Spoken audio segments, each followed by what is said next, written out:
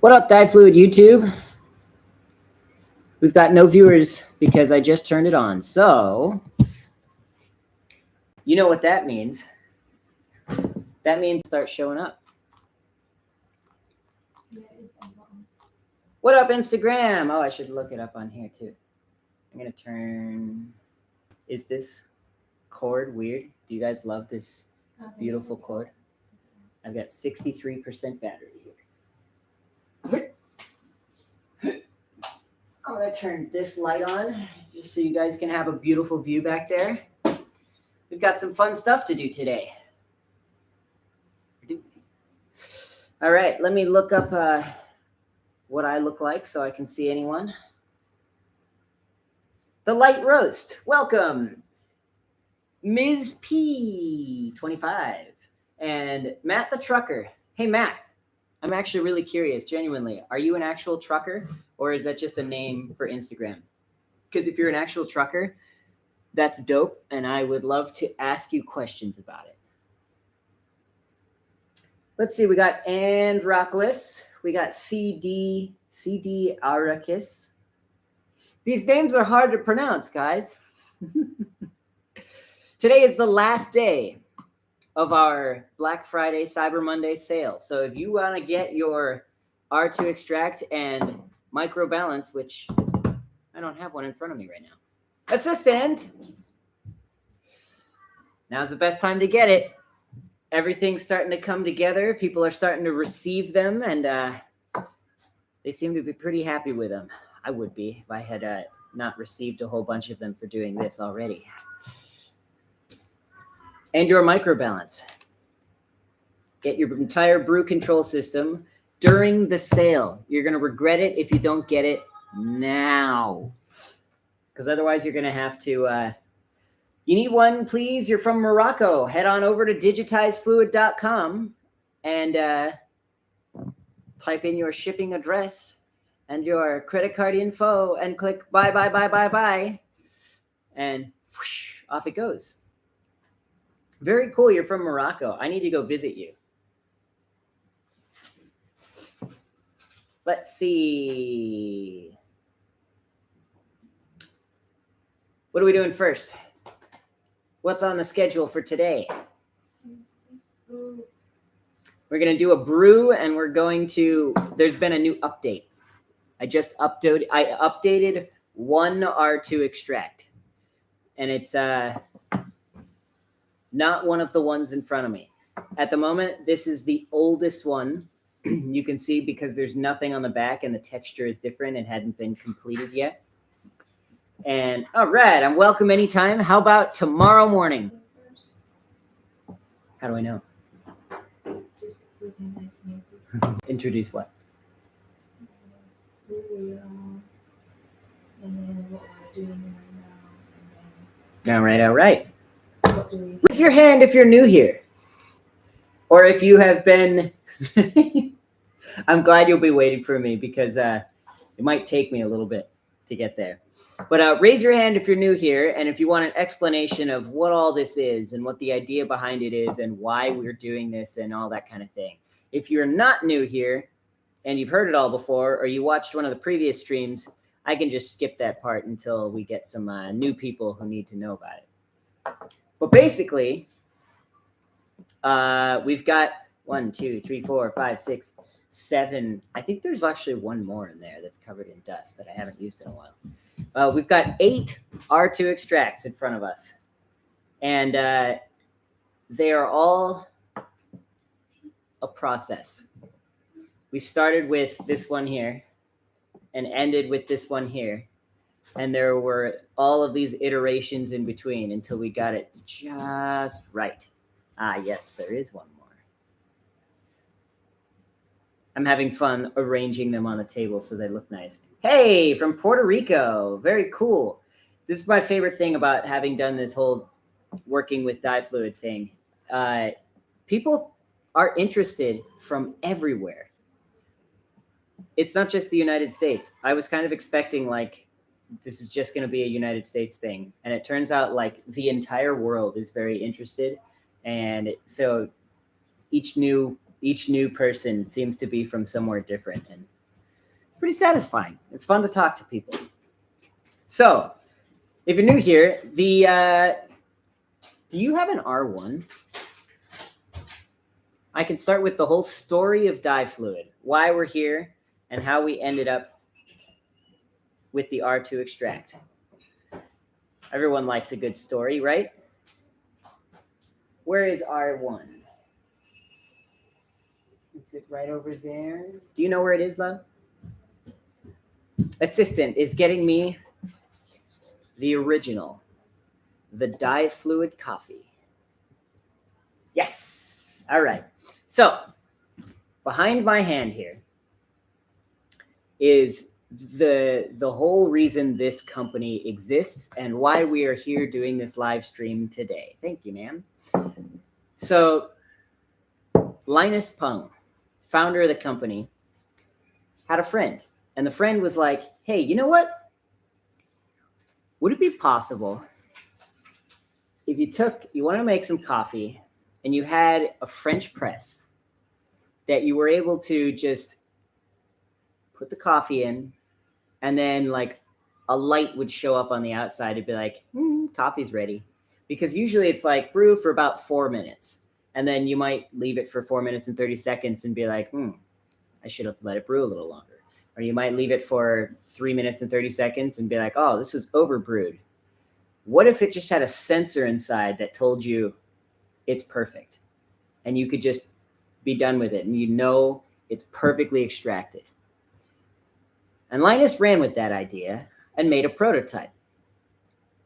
And in the process, kind of realized that, yeah, you could do that, but then you're limited to specifically immersion brewing. And he started to think there's probably a lot of other applications that you could use this technology for. The idea of a refractometer is not a new thing. They've been around for a really long time, but they've been either very inaccurate or very expensive. And none of them have participated in the Internet of Things. Oftentimes, you find a new product that tries to attach itself to a smartphone, and it didn't need to be attached to a smartphone. There's no reason for it. This is an example of a product that gets so much better once you attach it to a smartphone. It's like one of those things that you can completely use it standalone and never attach it to a smartphone and get all the use out of it. But at the same time, attaching it to a smartphone opens up a whole new realm of possibilities. And so with that idea, he and a few of his friends came up with the DiFluid. This version specifically, this is the DiFluid coffee, but this came a little bit later. This is the only one I have, but they all looked like this. He had the DiFluid Air, the DiFluid Pro, and the DiFluid Ultimate. All different ranges of refractometers that are built using a new type of sensor. This new type of sensor allowed for greater gathering of data because of a bigger surface area, and it connected to a smartphone. So rather than just having a number displayed, it was like, hey, I can take that information and calculate a lot of different things. You can use it for home brewing. So like if you're boiling the grain that you're going to ferment and you want to know how much extraction you have, perfect use case. If you're using a lot of home brewers will use the kind you have to hold up to the light and like look through, and they're really inaccurate. And then on top of that, they're cumbersome and just like you have to write down all the information. And then you have to remember that and calculate it all afterward. But if you have the phone app, you just push the button and it's like, here's the percent, and it saves everything over time, because as a home brewer, you have to test multiple stages so that you can calculate the alcohol percentage at the end, because you need to know like the sugar content when you started to know the alcohol content when you finish. Well, with this, you could just test, and it goes, okay, alcohol is this. You don't have to do any of that work. But maybe you don't want to use it for alcohol. You want to use it for testing like the concentration of antifreeze that you're putting in your engine's coolant. Like there are a ton of different possibilities for what you can use it for. And so that was the original idea. Let's have a multi-purpose use, modern, smart refractometer. What ended up happening, though, was the most interested group of people was the coffee community. And so that was when they released specifically a version for coffee, designed to be, it's a shorter range, only 0 to 26%, whereas like the ultimate was 0 to 95%. So you could test like things that are really sweet, like honey, or other things with a very heavy concentration, very thick liquids. Whereas this version is designed to just be more, like to resolve more detail. So you can get a more, what's the word? It's plus or minus 0.03% precision, and the resolution is 0.01%. Whereas I believe the precision on the ultimate was only the resolution was only 0.05%. So after this one started blowing out into the world and everybody was like, hey, great, a much cheaper alternative for a coffee refractometer that is also connected to a smartphone. So you can you just test it a lot, and then you enter the information from your coffee brew, and you can get on a coffee brew control chart, like a result that shows how how bitter or how strong your coffee is visually without having to do a lot of tedious work. And so after taking a bunch of feedback from that coffee community that bought a lot of these, they started working on the second generation. And that's where R2 Extract came from. This version has a ton of upgrades, a ton of extra features to improve on consistency and accuracy and precision and speed, all so that the coffee community can get the most out of every bean. So, where was I going to go from there? Let me make sure that there were no questions. P Brewing House. It's definitely an interesting device. So as for who I am from Los Angeles, California, originally, in the United States. I moved to China after I graduated from my university. I've been super interested in China and Chinese culture for the longest time. And after being here for about 2.5 years, I met one of the guys who does the design for the internals, the CAD design and everything, all the mechanical engineering aspects of this device. And he told me he was looking for help with the Western side of things, the English and the just American culture aspect of it, because a lot of coffee culture is not Chinese. While coffee is more and more and more and more popular in China, and the quality of the beans that come out of China are getting higher and higher and higher to the point where they're starting to export it because people genuinely want this new kind of coffee. It's reaching that point, but the development of the coffee culture and environment and just in the entire community is not in China. So they were like, we need some help here. And that's where I came in. And so we worked together. I mean, obviously I didn't do any of the engineering or anything way beyond what I'm capable of doing, but I got to see the whole process of absorbing customer feedback from this version and everything from usability to features that they want to have that they don't. And one of the biggest issues was that it is very convenient to have a way to be able to test the concentration of your coffee, But in order to get the extraction, you need to do a calculation. The app can do the calculation for you, but it still needs all the information. How much does your coffee weigh? How much water did you use? How much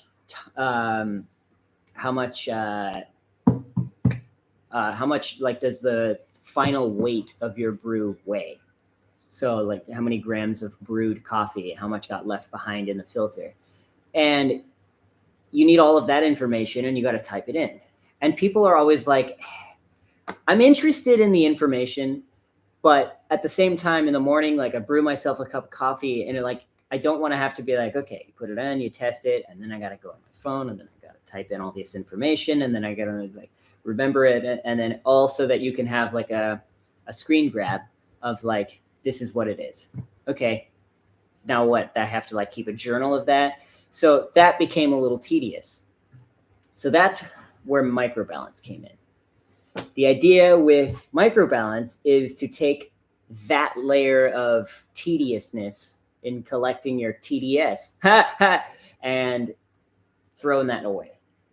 So what microbalance does is while you're brewing, you already needed a coffee scale anyway so that you could brew your coffee to a consistent degree. But microbalance records all the information and sends it to the app, DiFluid Café. So you don't need to manually type in all that information afterwards. You're like, okay, I'm going to start with 40 grams of coffee. Put it all on there. You start brewing and it records how much water did you pour. You don't have to tell it how much water you poured. It knows because you poured it. And then when you take your filter and your like leftover coffee grounds, it knows the leftover weight. So it records that too. And then all you need to do then is just test it and you're done.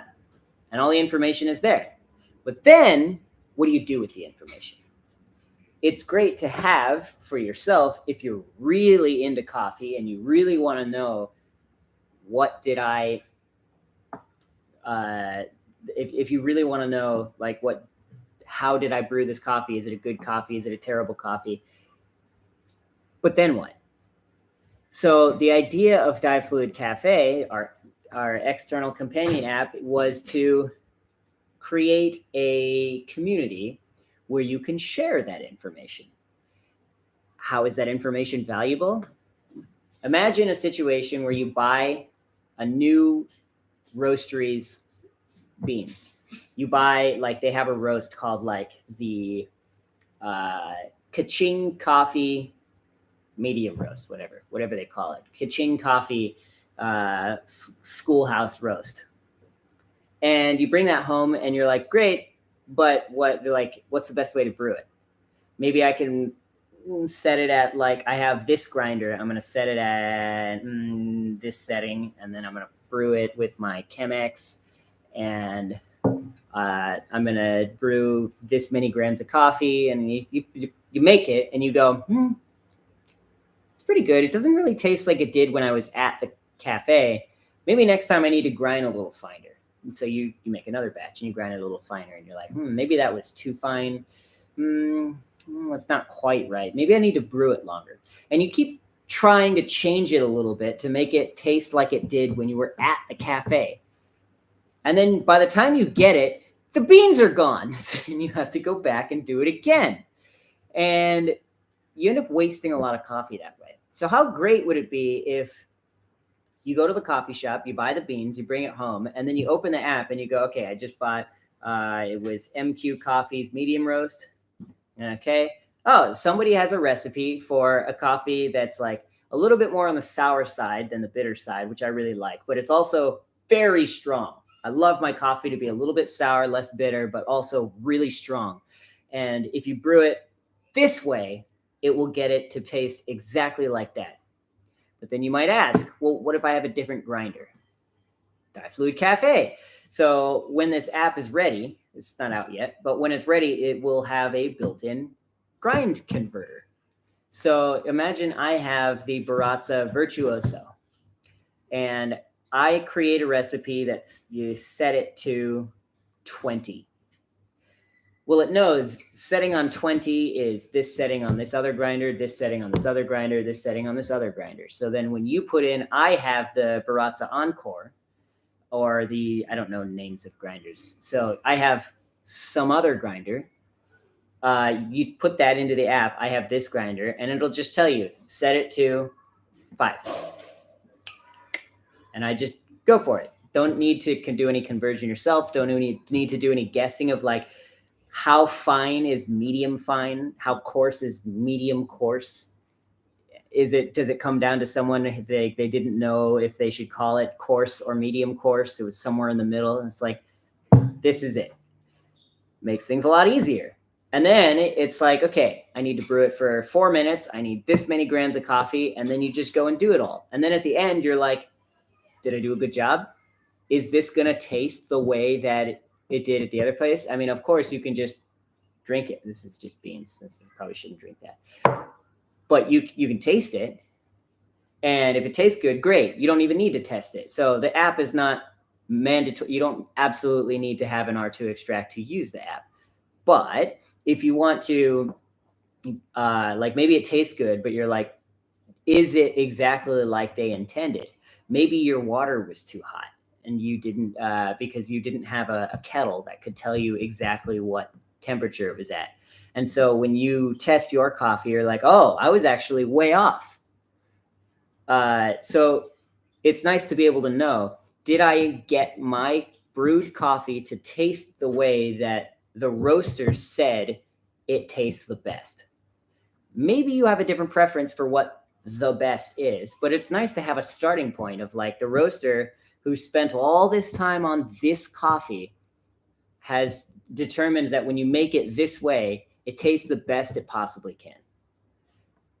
But let's say you hate it tasting that way. You want it to taste this way, and you think they're completely wrong. Well, then you can just go, all right, I'm making my own recipe. You do it your own way, and you test your coffee, and instead of being here on the chart, it's way over here. And you save that as your own recipe. So the next person can be like, oh, hey, the roaster says that it should be over here, and this tastes the best, but this guy says it should be over here, and this one got a bunch of thumbs up. So I'm going to try making it this way. And then you're like, oh, that guy has the worst taste in coffee. No, that one sucks. Okay, I'm making it the way the roaster said. Your choice. So obviously it's not down to nobody's preference is going to be exactly the same as yours. But it's also a great guide to have, because then maybe that same person lives near where you do and bought a bunch of the same kinds of coffees. And so you can then follow that person. And it's like, oh, he bought coffee. Sorry, he made a recipe from this place also. I'm going to go to that place and get those beans so I can follow his recipes. And it kind of just, it builds out a less wasteful coffee method, and also makes it a lot easier to really understand what your preferences are in coffee. It takes the guesswork out of your coffee brewing. And so that is why R2 extract and microbalance exist. Got it? Now, the question is, did anyone say anything in the middle of that? Nope. Okay, does anybody have any questions? And if not, I'm going to brew some coffee. Assistant! Here. I'm going to brew. This is what I call test coffee. This is designed to show the process and to give you something to watch and to give you something to talk about. But this is awful coffee. Oh, do we have a giveaway today? Yeah. Ooh, okay. I need to announce the giveaway first. We have 8 people here. So you 8 people have a really good chance of winning one of these shirts. This is a special shirt. It is made of hemp and cotton. It's a 55% hemp, 45% cotton shirt. It's really comfortable, durable. Hemp shirts are the best. And if you stay and you continue to watch, and then there's only 8 people, you got a good chance of winning one. So what we're going to do here, we have also, the more you stay, the more clues you have towards getting the right answer and winning a t-shirt. Oh, and also the design on this shirt It's the Digitized Fluid t-shirt. It was designed by a friend of mine. Oh, we got another one? Oh, I don't have to back up. Okay, so it's designed by a friend of mine who is a concept artist for a bunch of game companies. So here we go. The idea is digitizing fluid. Get the concept? So I'm really happy with how the design turned out and how the texture of the fabric turned out, because I hate plastic t-shirts. They're terrible. And so I'm really glad we decided to opt for hemp shirts. And did you know that China is one of the largest growers of hemp in the whole world?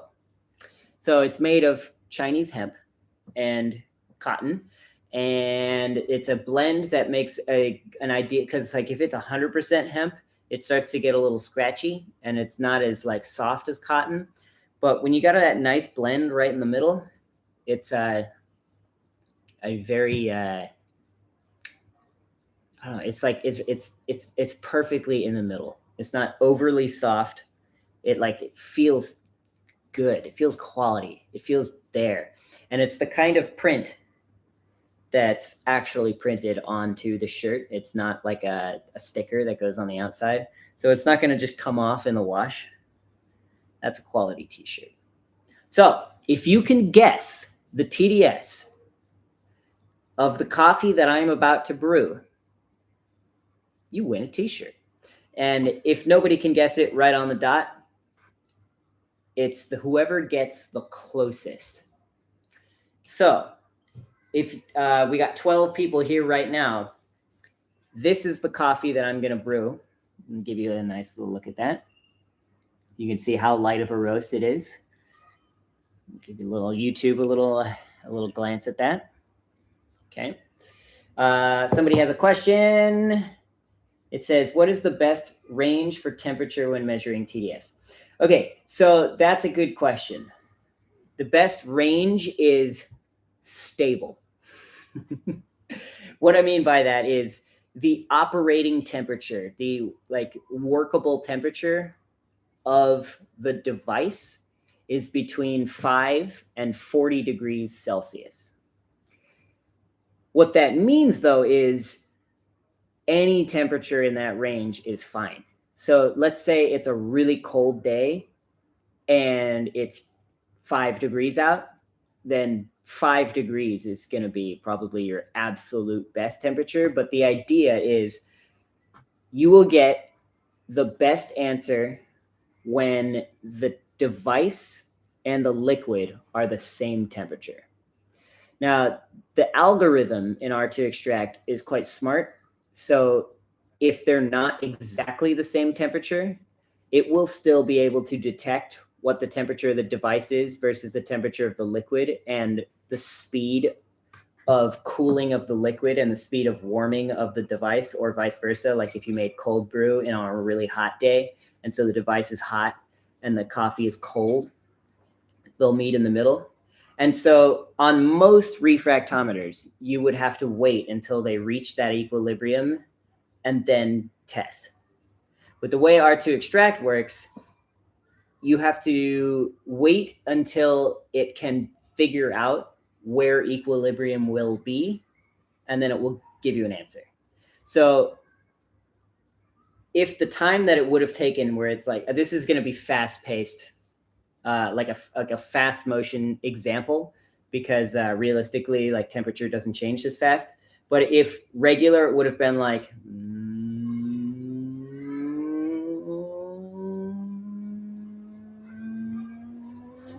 now you can test. R2Extract will be like, okay, I know right about now that it's going to be here, because it can calculate that trajectory and be like, okay, here's your answer. And that answer will be really darn close, if not exactly the same, to what it will be when it actually reaches that equilibrium. Most refractometers will just say, no, you can't test.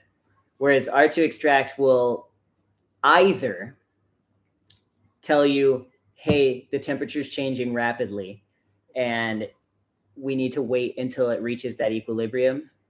Okay, now here's the answer. Or it will just give you an answer because it knows this is where the equilibrium is going to be. But it will never be like, nope, can't test. Nope, can't test. Because otherwise you have to keep pushing it and guessing and waiting and guessing and waiting and waiting and waiting. We didn't want to have to make you deal with that. So if the temperature outside is 40 degrees and the liquid you're testing is 10 degrees, it's going to be somewhere in the middle. So if you waited for the temperature of the liquid to heat up to the temperature outside of 40 degrees, that would be the ideal temperature. If vice versa, you're testing really hot coffee and it's 5 degrees outside, the ideal testing temperature would be 5 degrees when they both are exactly right in the middle. But you will still get pretty darn close to a really accurate result before that point. But it's still going to matter temperature of your liquid and temperature of your device. Mostly it matters the temperature of the device because the liquid is going to change way faster and it's basically going to heat up or cool down the device by a little bit and then they'll reach equilibrium. So you're very welcome. If you guys have any other questions, go for it. Okay, so first thing, what we're going to do here, we have this. This is what I call old disgusting coffee. This coffee is about 2.5 years old. And it's been used to do stuff like spread on the table so I can take a picture of it and then scoop back in here. Or it's been used to test how sensitive microbalance is to make sure it can tell the difference between one coffee bean and no coffee beans. So, yeah, it's old, gross coffee. So let that be an indication in there of how well it's going to be extracted when we start brewing. Because like I said before, if you guess the closest to the final TDS value, you win your digitized fluid t-shirt. So right now we got 7 of you here. Only 7 people. We got a good chance at winning that digitized fluid t-shirt. That is too much coffee. 23, we're going to do 20 grams on the dot. That's 20.1. Take out a small one. Oh, there we go. It was 19.9, but I was pushing it. So we good? Yeah, 20 on the dot. All right, assistant! Do grind size 23. We're grinding on the Barazza Virtuoso. Grind size 23. Gross coffee. Gross, very, very old coffee. And we're going to test it on 8 refractometers as well as R1. You can see the progress over time because this first version, the original R2 extract, the one that this was like the MVP, the minimum viable product, not the most valuable player. This would be the least valuable player. So this is the OG, the original, just fresh off the assembly line. We're trying to see if the device works version. Then it was proceeded to be dropped many, many, many, many times to test and make sure that it would still work. Then it was dunked in water because they're waterproof, but had to make sure.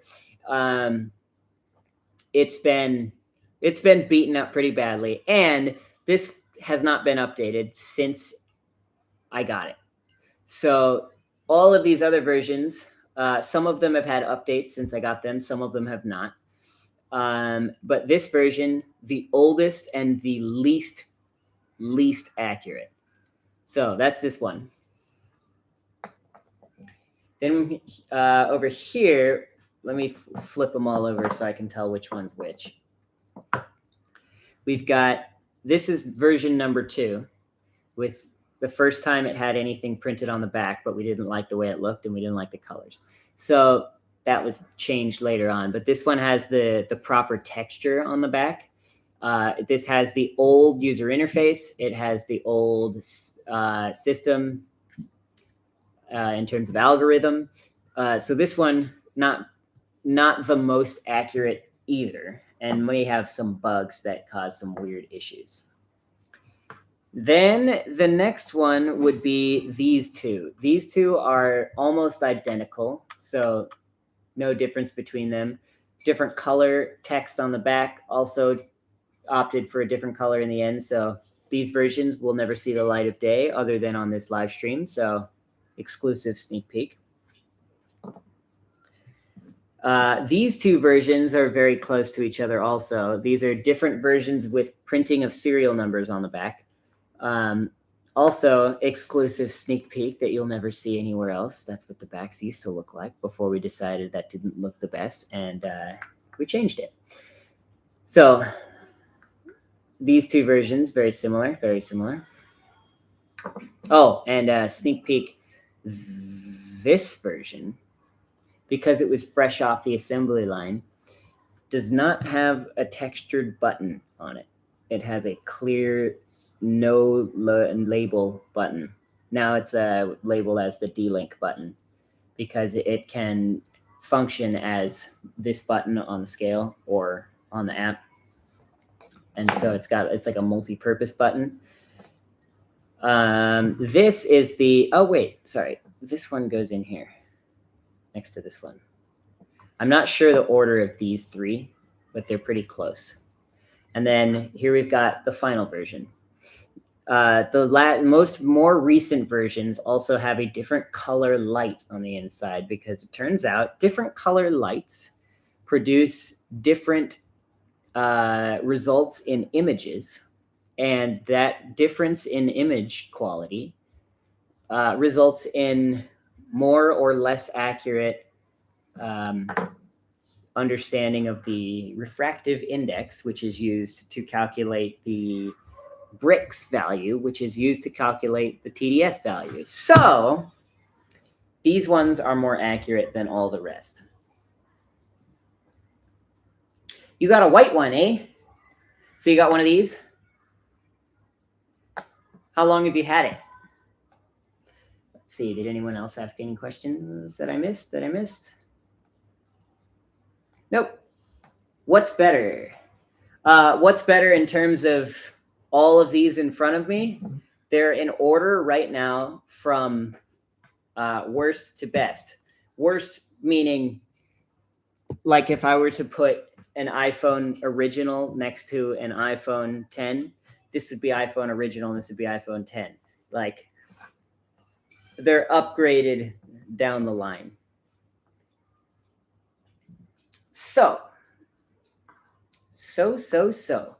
Oh, thank you. Can I get a filter, please? Oh, man, this coffee did not break apart very well. Doesn't smell very good. So for those of you who just joined, and for those of you who are sticking around, right now we're doing a giveaway for a digitized fluid t-shirt. It's a hemp cotton t-shirt. 55% hemp, 45% cotton, and it is kind of like a symbol of the mission of our company to digitize fluid. If you're looking to get the brew control system, it's right next to the dope t-shirt on the website, digitizedfluid.com. You can see the link there at the bottom. And if you would like to win one of these digitized fluid t-shirts, stay tuned and try to guess the TDS of this terrible coffee. It's 2.5 years old. This is not coffee you want to be drinking. This is not for enjoyment. Also because it is 8:39 at night where I am right now, and I don't want to be drinking lots of caffeine at this time. But this makes it a little more fun and interesting because trying to guess the TDS of how a very, very, very, very old, probably rancid, light roast coffee will react with hot water and see who can guess what the TDS is. So what coffee am I using? It's a combination of a bunch of different coffees, but they were all bought in bulk on Alibaba a long time ago. They were kind of like intended to be film coffees, not really drinking coffees. And generally the coffees that you can find in bulk like that they're listed online under a bunch of different names because people will like just buy coffee from them and then resell it in like small bags. So they called it AAA coffee, not AAA as a name, but AAA as in like just AAA. And then they also had AA and single A.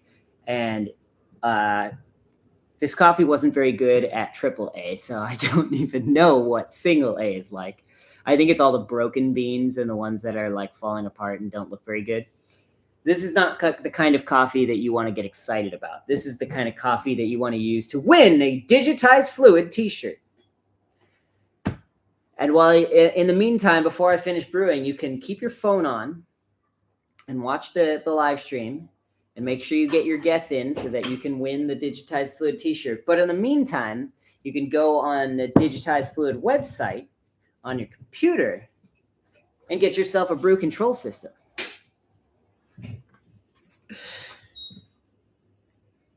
So I hope that answers your question on what coffee I'm using. Thank you, ma'am. All right, we're going to be doing 20 grams of coffee with 300 grams of water. I'll put it up here. The reason that I'm brewing so far in front of me is because this spot on my table is very uneven and the scale rocks. And that is not ideal when you're trying to get a precise measurement. So first thing, I'm going to rinse the filter so that that doesn't participate in our TDS. That way you get the most fair guess possible. All right. Do you have a place I can dump the water? Thank you, ma'am.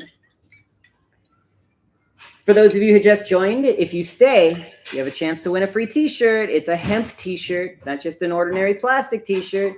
Your digitized fluid hemp t-shirt. All you got to do is guess the TDS. Guess the TDS. And get your brew control system for your Cyber Monday deals in the meantime. Thank you, ma'am. Oh, that's, by the way, if you have anyone that you just absolutely hate, someone that is just like, you wish they were not in your life, best thing to do is to get them the best Christmas present ever and turn them from an enemy into your best friend. So get them a brew control system, improve the quality of their coffee at home, and they will love you forever. And you will no longer have to deal with enemies because you will have a new best friend. It's always how it works. So let's see. I put exactly 20 grams on the dot into the grinder. Let's see what we got out. Please be 20 grams exactly. Oh, 21.8 grams, which means my little bit of my leftover espresso from this morning is probably going to be left in this, which means that the grind here is not going to be ultra consistent. We've got mostly Chemex brew thickness of grind, but there's going to be a little bit of fines in there, which is going to definitely increase the TDS. So let that play into your guess. Have I tried Venezuelan coffee? I have not. I didn't. Does Venezuela grow coffee or do they just roast it? I would love to try Venezuelan coffee. I'm always interested in trying different places' coffee because they always taste so different. When I came to China, I started trying like all different kinds of like specialty Yunnan coffee where they grow all the coffee. And it has such a unique taste. It's so different from like Colombian coffee. I think my favorite above all is Ethiopian coffee. Kenyan coffee is good, but like they all have a super unique taste. For some reason, Brazilian coffee is really expensive here, so I've not had much of that. All right, I'm going to tear it. Someone wants to go live with us. Someone wants to go live with us? The dark Kobe. Sorry. Who is it? Do we know? Was it planned or was? No, I'm down. It's not planned. All right, so Go. maybe we should do it. Maybe we should do it after we do the guessing. Oh, okay, no worries. How's the smell? You're so curious. Not a good smell. It smells a little bit rancid. It smells a little bit good, like it still has coffee flavor, but it's not like. It's like, yeah, it's coffee. Like you could still tell it's coffee when you smell it, but it's not ideal. Is he here? I accept it, but but it disappeared. What was the name? Doing anything. Dakopi. ADAKOPI. Adakobi? I don't know. Oh. Adakopi? It's a specialty coffee. Well, it'd be cool to talk. Okay, so your guess, Devin Marani, is 1.12%. Asubasi is 1.41%. Tony says 1.35%. Giatti Cafes, hey, what's up? Long time no talk.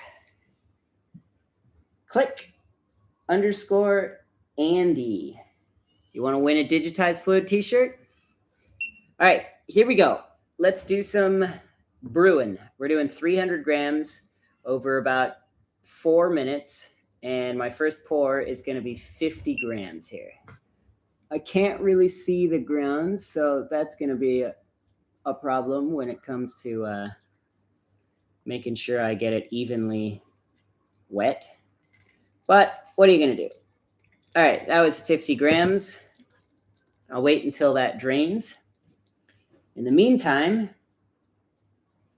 I've got something fun and completely unrelated.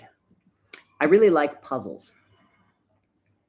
This is one of my favorite puzzles because it looks hard and it's not hard if you know how to solve a regular Rubik's Cube. Regular Rubik's Cubes, as soon as you learn how to do them, are pretty easy, but this kind looks completely different. You're like, I have no idea. I don't even know where to start. And you just, like, anyone who doesn't know how to solve one will just kind of turn it around for a while and be like, yeah, that looks hard. In fact, it kind of looks harder than one of these. These ones are my favorite, the 5x5. But this kind is deceivingly easy because it's basically like solving one of these, the regular 3x3, twice. You literally just solve the top side and then you flip it over and you do the top side again. And so you start at the bottom and just like build it up to the top. If you know how to solve one of these, it's actually quite easy. So next pour, here we go. We're going to go up to 125 grams here with a nice steady 5 grams per second flow rate. Oh, I'm too slow. 4 grams per second flow rate. Up to 125 grams here.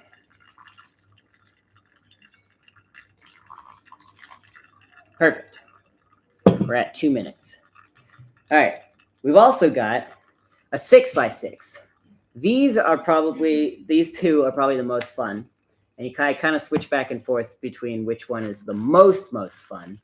Because on a 3x3, the center never changes.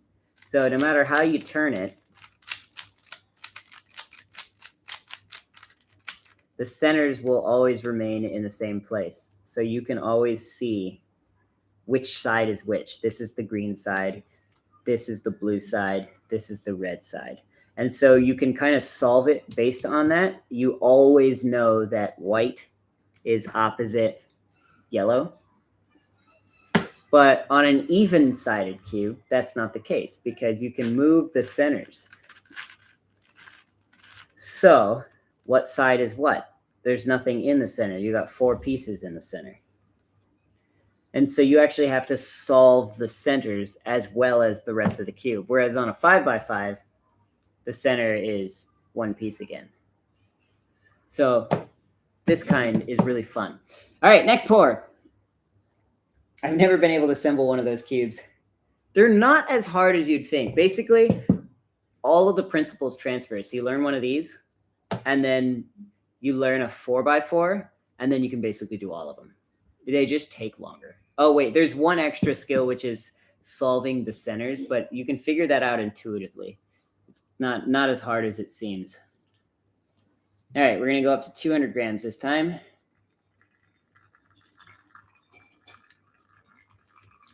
I wish the app was available. We'll have to stream once the app is available so that everyone can see how that's going to work.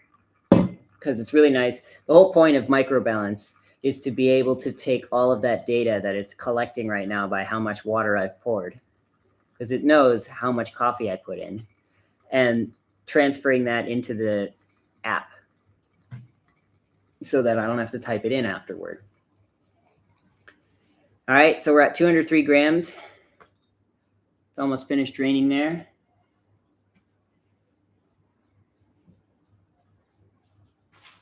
All right. And then our last pour, I'm just going to go right to 300 from 200. And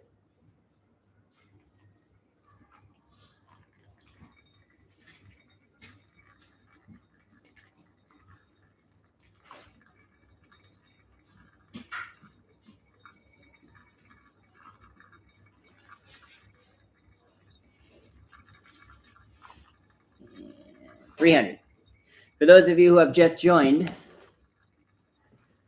you want to win a digitized Fluid Hemp t-shirt? All you got to do is guess the TDS.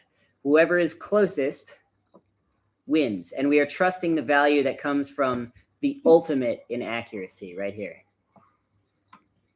So as I was mentioning before earlier in the stream, they are right now in the order of oldest to newest. So this was the first generation. Think of it like the iPhone.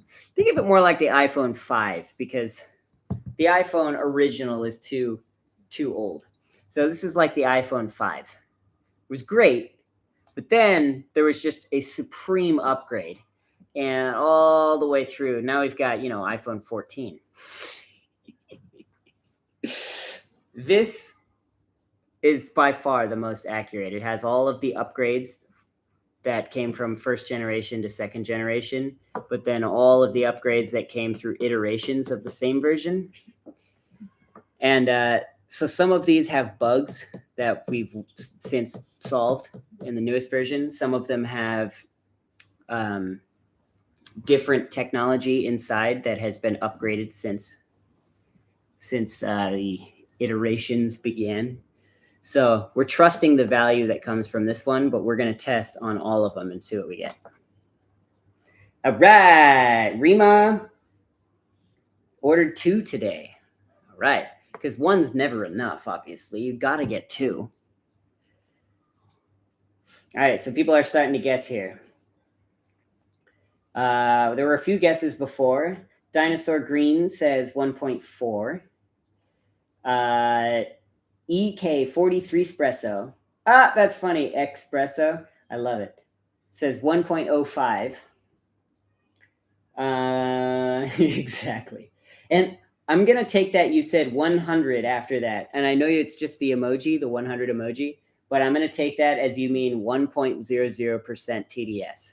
So, oh, never mind. You changed your answer. 0.8. All right, let me, there are some other ones in here. You're not forgotten if you guessed earlier. Devin Marani says 1.12. However, if you change your answer, if you make a new answer before the end, you only get 1. So we're using the last answer that you give. By the way, just to give you an idea, We have 2 sizes on the digitized fluid shirts. If you want to buy one, they're available now on the digitized fluid website. 2 sizes, small and large. The small, think of it as like a small person size, and large is like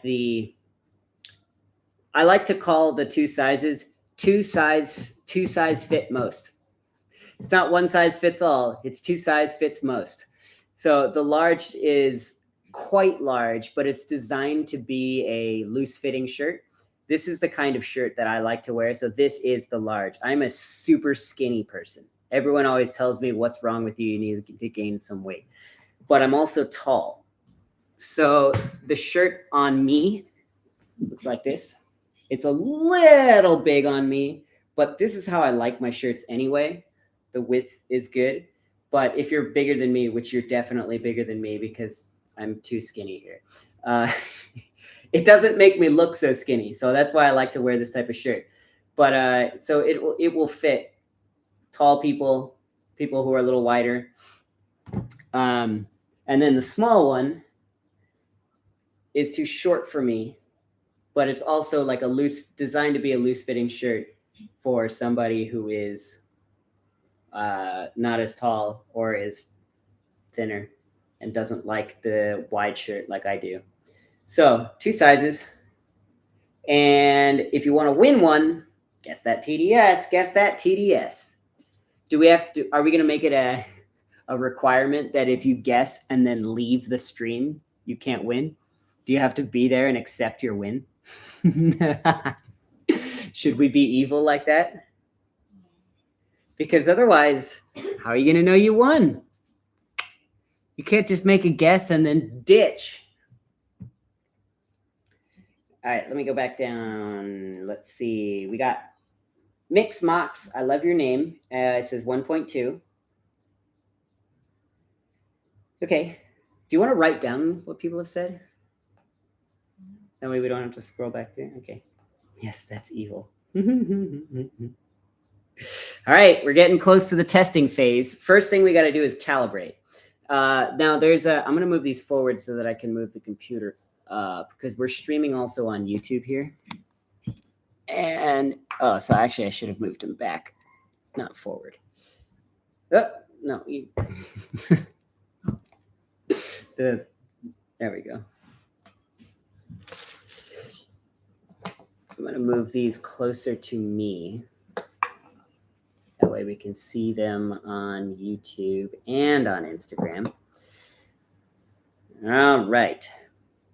So the deal with calibration on these things. R1 really needs to be calibrated each time you use it. R2 is designed to, it is significantly more capable of going without calibration, to the point where if you don't calibrate it at all, it will still give you a pretty good result. However, if you want the most accurate results, generally it's best to calibrate it each time, each session, I would say, because it's influenced mostly by the ambient temperature. So right now, the temperature of these devices is going to be this room temperature. R1 only has one temperature sensor in it. So when you put liquid on the surface, it has the algorithmic capability of determining, okay, the liquid is this temperature, and therefore therefore the refractive index should be calculated in this way. But because of the insulation of the outer shell, like it's not directly coming into contact with the temperature sensor. So there's a layer of, if you put hot liquid in this, it's going to be changing over time. And so you really need to wait until it reaches that stable temperature in order to get the best results with R1.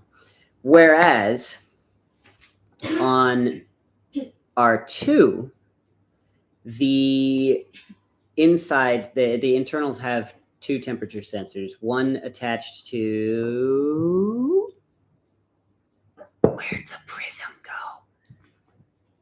Down. Down? Oh, Oh, right here. Okay. So this is what lays directly beneath the glass. This is the prism. Thank you, ma'am. So that is what the light shines through in order to, like, I don't actually know how the science works. I'm just pretending. I know the concept. I don't know how the actual system works. But thank you, ma'am. So light shines through here, and so one temperature sensor in this version is attached to this thing, which is basically the core of the refractometer. So the temperature of this glass is going to be almost exactly room temperature, whatever environment the device is in. The other temperature sensor is attached to this metal ring here. So when you put liquid in it, the metal ring is aluminum. Aluminum conducts heat very well. So as soon as it comes in contact with the liquid, it's like whoosh, uniform temperature around here. So it's like almost immediately after you put the liquid on, the temperature sensor attached to this ring will know the temperature of that liquid. So then it can use the temperature of the prism, or the internal temperature of the device, and the temperature of the liquid to calculate that where it's reaching that equilibrium. So the temperature compensation ability of R2 is significantly improved from the original version, which needs to be more stable before you can get that precise result. So with calibration, this prism has we call it the micro calibration layer. It's a coating that has a known refractive index. So when light shines through it, we know what it should be. And so depending on the temperature of that prism, we know how to compensate for the current temperature of, we know how to compensate to get the correct value for the refractive index. This one does not have that. So where was I going with that? Oh yeah, so when you calibrate with pure water, this is reverse osmosis water, 0.00% TDS. If you were to not calibrate any of these, the results would be pretty good.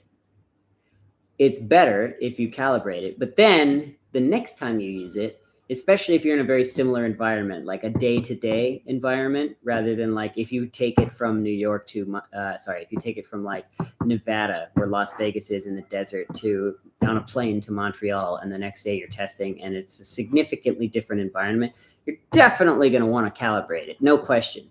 But like if you're in New York and you're using it one day, and the next day, same weather, you're testing it the same day, the next day, the same environment, more than likely, you don't need to calibrate. If you want like science grade, I'm doing experiments that I'm going to publish a paper on, you're calibrating every time you test. But for general purpose use, to understand where your coffee's at, to get a result that's valuable and you can gather data from in order to improve your coffee, calibration is nowhere near as necessary. So that being said, does anyone have any questions? And with that, let's do some calibration. So we're going to do a little trick here. I'm going to put a spoonful of water on each one, but I am not going to calibrate immediately. I'm just going to test. The water is from the tap. We have like a reverse osmosis tap. So it's cold. It should be colder than the device. It is not room temperature water. It is outside temperature water. So it will not be surprising if these are pretty darn accurate and this one's a little bit off, because this one, it has a plastic ring, and the plastic ring, it kind of acts as an insulator. So it's going to keep it cool. And so it's going to take longer than with the R2 to reach that ideal temperature. And then plus without the second temperature sensor to have the ideal calibration, to have the quick reaction time, it's very likely this will read something near zero, but not quite zero.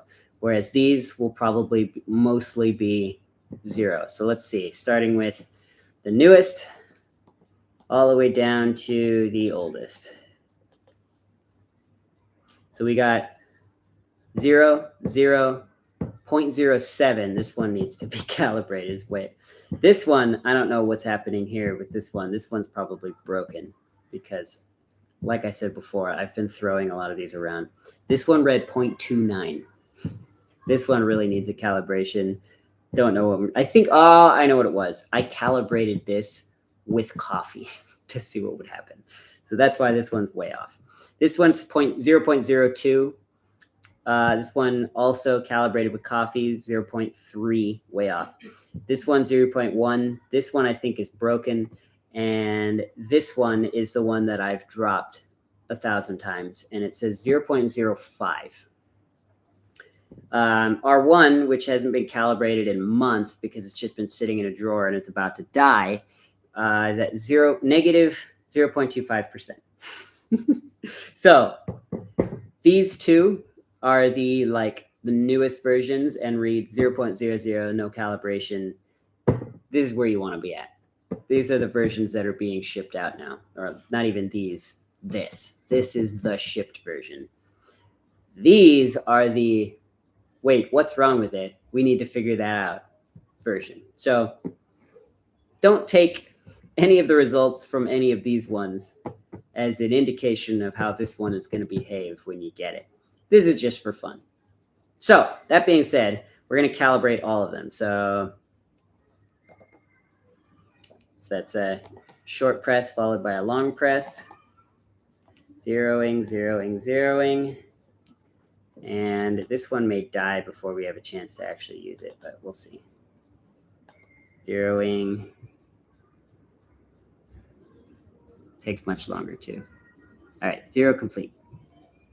All right, now if we test each one of them, they should all read 0. 0, 0, 0, 0, 0, 0.01. No, this one, again, is the one I said isn't working very well. 0, 0. 0. Okay, so all of them read 0.00 as they should, except for the not so working one. I don't know what's up with that one, but not surprising. It is not working too well. If you want to take a look at them. I'm not lying, I promise, except for on this one. Huh? Then like, what it?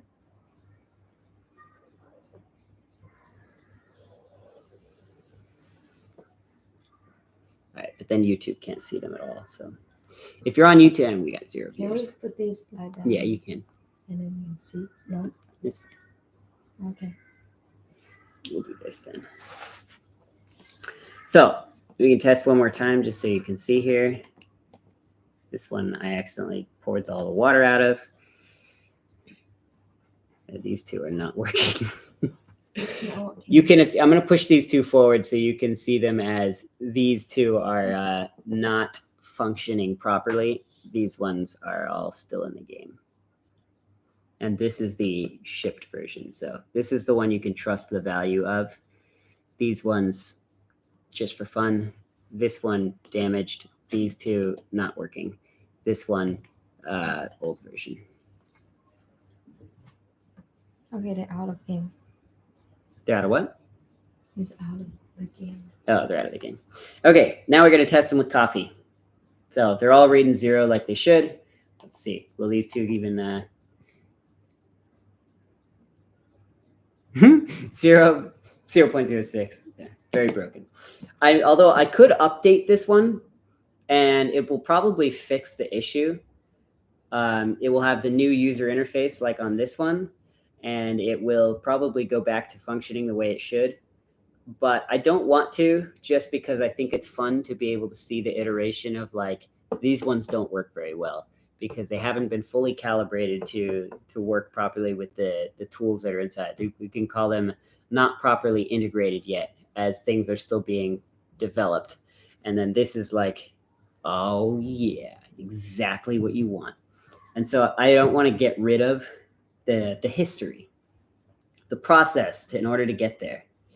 You don't get to see all the iPhones that didn't work out before they finally released the final version, but that's the fun of transparency, huh?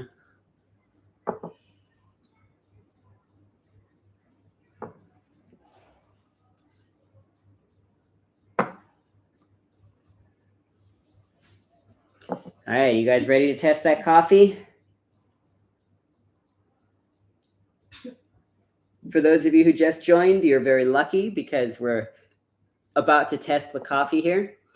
And the coffee test, oh, these two are the ones that are not working. I'm going to take them out.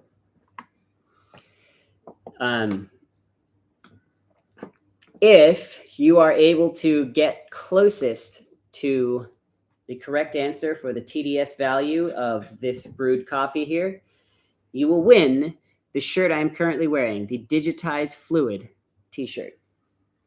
Now I'm going to use this towel here to gently dry out the inside so we don't water down our coffee. Now the inside of the sample well here, the sensor portion, the glass is coated with a nanoscale hydrophobic layer.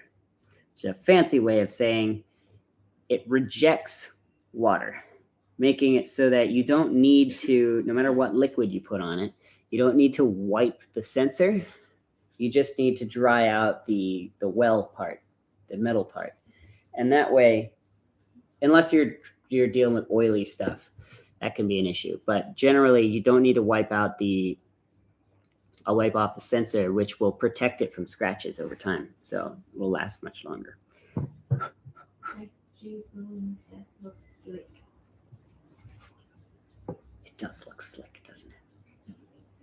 All right. Oh, I didn't dump this one out.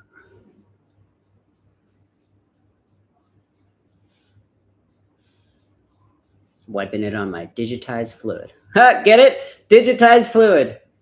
Digitize fluid. Ha. All right, here we go. Let's put on some coffee. I'm going to pour it from the Chemex into this beautiful cup here. Give it a nice stir so that it's nice and even, so that each device gets a very well distributed. What happens is you're still going to get some undissolved solids in here, maybe some very, very, very fine particles that make their way through the paper. And what happens there is you'll get, as I talk and whatnot, if I leave it on there, those particles will settle onto the surface here and can affect the reading. So you want to make sure that any particles are evenly distributed, so they're all going to get an equal chance. And then also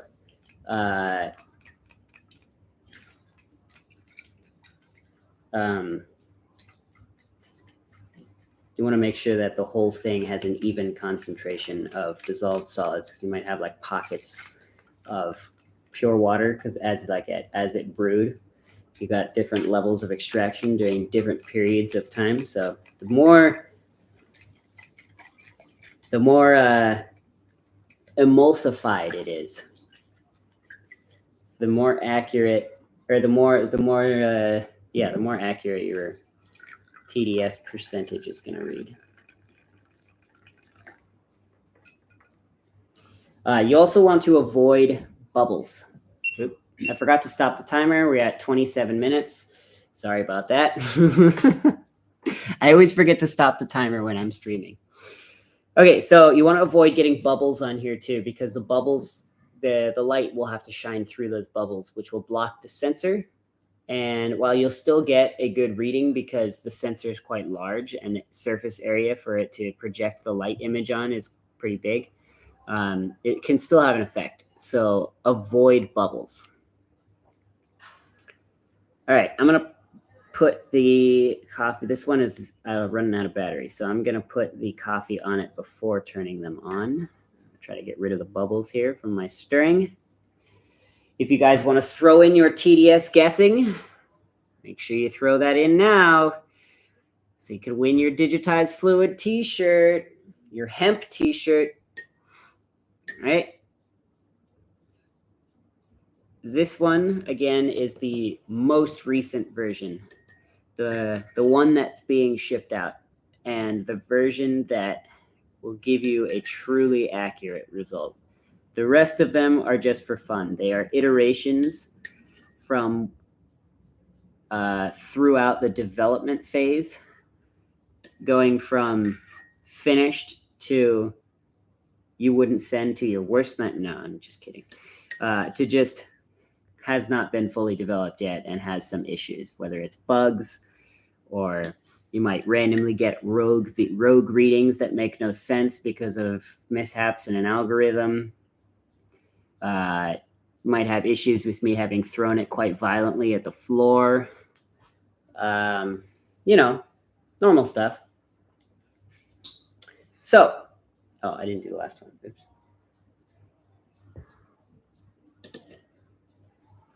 Here we go. Oh, but last thing before we do it, show me for a sec. Last thing, I gotta taste the coffee because, like I said, for those of you who are new here, this is 2.5-year-old light roast, rancid, gross, left out, oxidized, terrible coffee. So let's see how it tastes.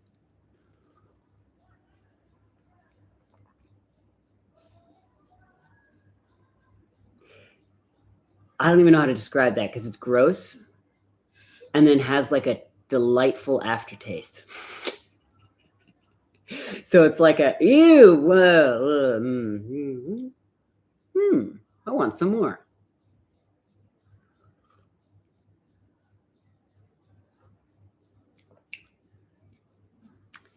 Yeah, not very enjoyable, but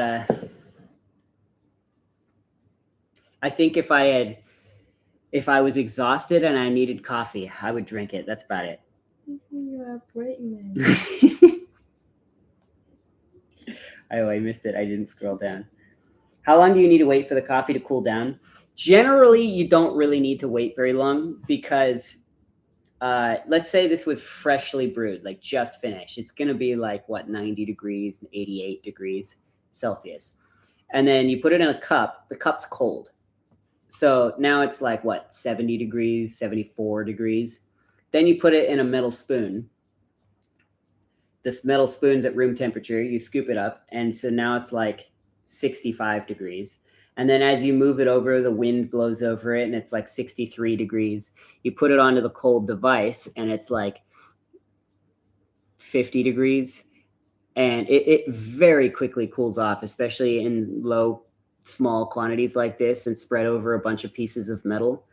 And so by the time you put it on the device, it's basically already cool enough.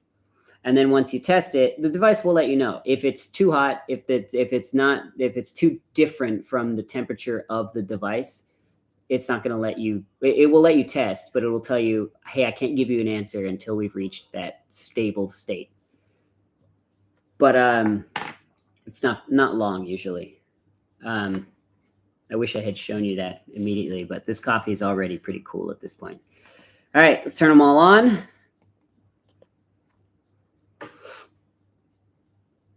All right, we're going to start from the original, and we've got 1.09%.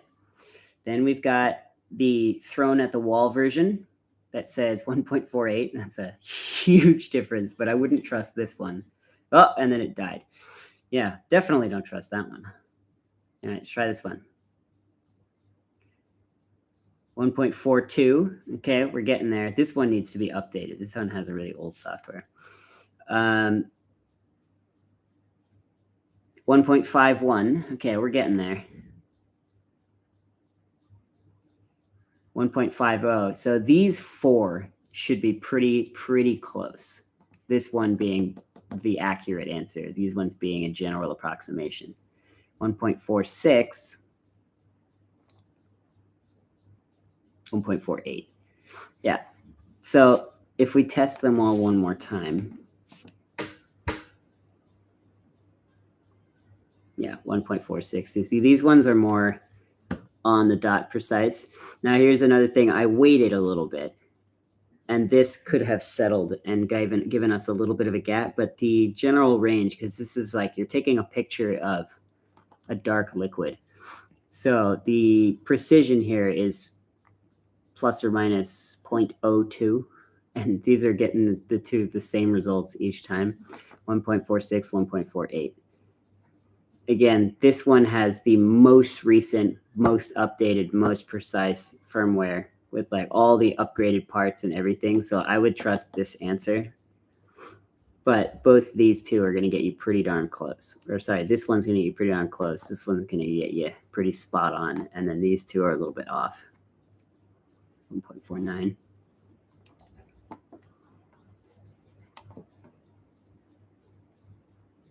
Yeah, 1.48, 1.49. That's where we're at.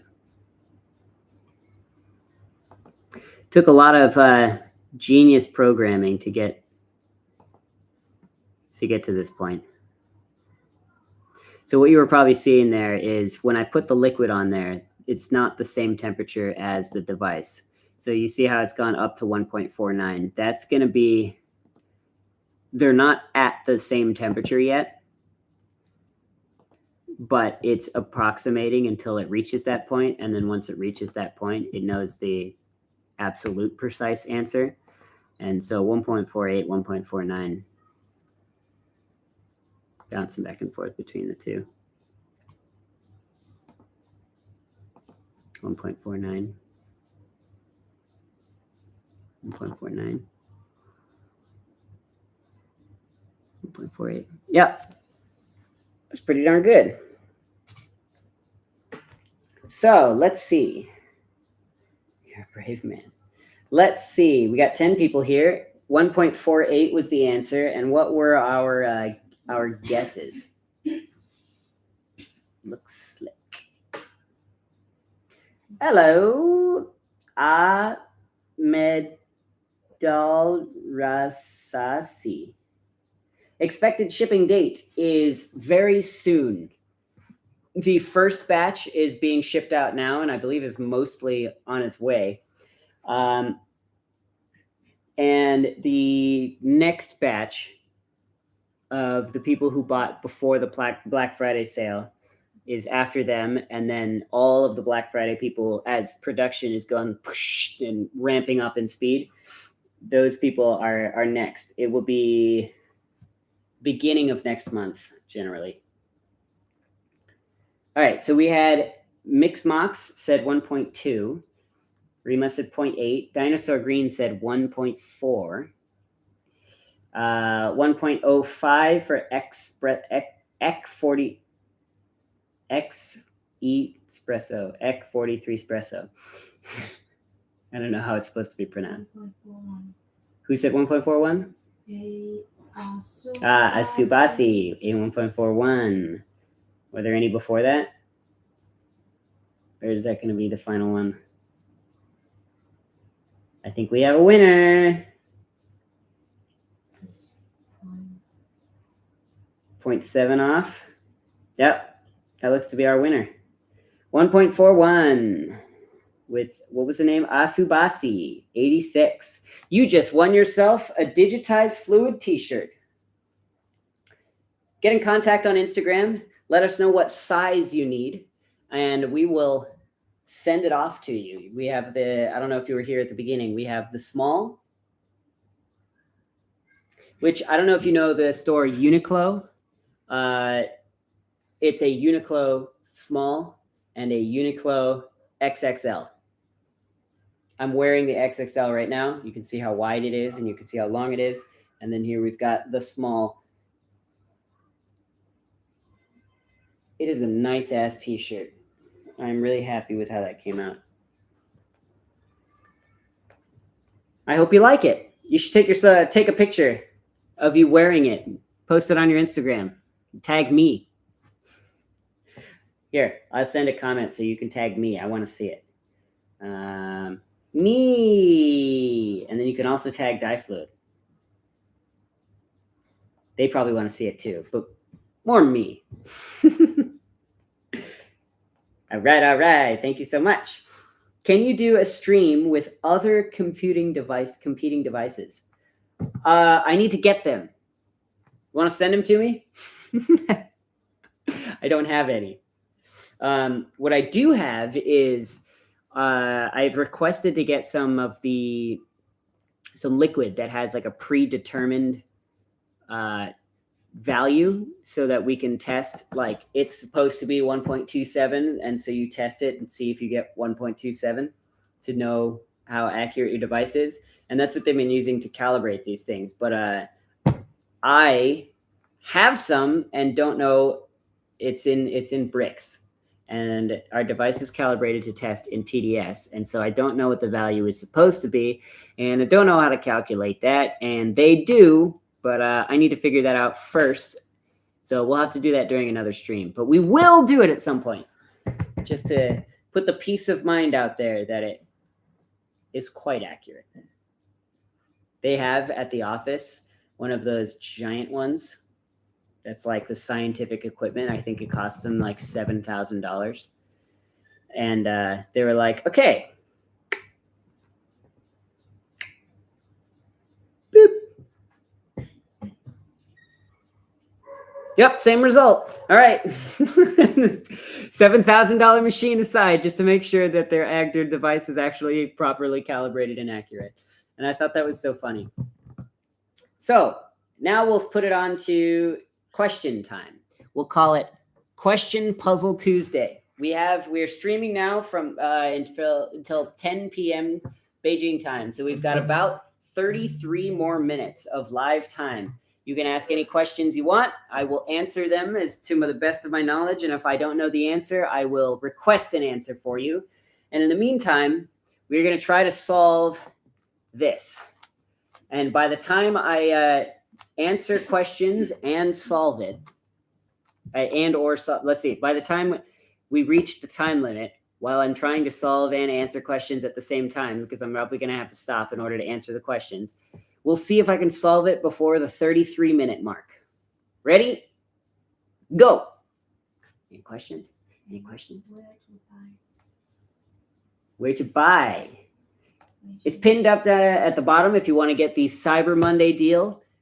Make sure you get that deal because it's going away fast. You've got until the end of the day, Cyber Monday, in the last time zone. So like the international date line, west. So I believe actually when we started the stream, it had become Cyber Monday exactly at that time. We basically started this stream international dateline time on Cyber Monday. And you have until the end of that day to get the massive discount. It is a huge discount. Usually Black Friday, Cyber Monday sales are like a few % off. You save a couple bucks and like they kind of annoy me generally because they're not a real discount that was worth waiting for. But this is more of like a Cyber Monday, Black Friday, thank you for supporting the launch of our product deal. So you're really getting the true discount. And after that, full price all the way. So don't miss out. Go to digitizefluid.com. Links at the bottom over there on the Instagram page. If you're watching on YouTube, you are not watching on YouTube because there are 0 viewers on YouTube because apparently people don't watch live streams on YouTube, but we're still streaming there. So go to digitizefluid.com, get your brew control system, buy 1, 2, 3, 4, 5 of them, buy 10, buy 300 of them and sell them on eBay. Probably honestly a good idea because it's a massive discount. I believe the entire brew control system is $179. Is that right? I think that's right. Don't quote me on it, but I think it's right. And normally $250. So it's a good discount. And once the DiFluid Café app is available and fully functioning, it is going to be well worth having. And you'll wish that you had bought it during the discount times. Get that, what, $70, $80 off, something like that. Well worth it. Get it. Don't miss out. Where am I streaming from? I am streaming from my apartment in Shenzhen, China. If you want to know specifically, it is in Nanshan, Shenzhen, China. Now you can come stalk me. Yeah, show them I can show them the app. It's not ready. I can show them. Oh, we have a pre-copy of the app that is going to be shown up there on the screen for you. I don't even have to do anything.